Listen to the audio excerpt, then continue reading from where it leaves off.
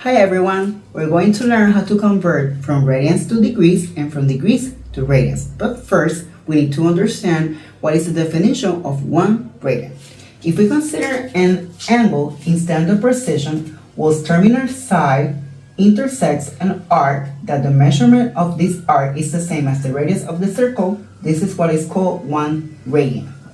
And this is very helpful to understand and to establish an equivalence between the revolution, 1 revolution of the circle, and what it means in radians measurement.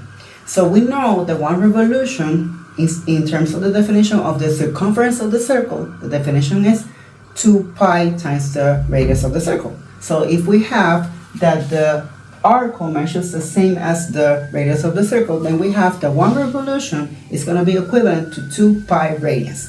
So this is very useful because at the same time, we know that 1 revolution is the same as 360 degrees. So there we can establish a conversion between those two measurements. So we know that 2 pi radians is going to be equivalent to 360 degrees.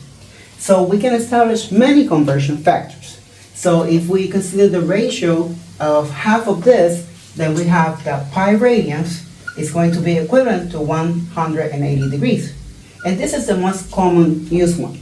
So we can establish many more, but the one that is more common and is the universal conversion factor to write from one measurement to the other is going to be this one. So let's apply various examples to understand how to convert from radians to degrees and from degrees to radians. Let's see some examples.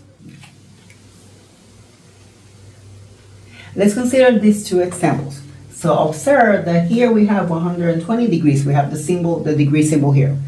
Here we don't have it. So when we don't have it, we understand that this is going to be in terms of radians. So we have the abbreviation here, RAD, referring to radians, or we may not have it. So when we don't have the symbol of degrees, then we understand that this is in terms of radians. So here we would like to change this from degrees to radians, and here from radians to degrees. So how do we do it? So we recall that pi radians is going to be equivalent to 180 degrees. So we can either express it as pi radians equivalent to 180 degrees, or that 180 degrees is equivalent to pi radians.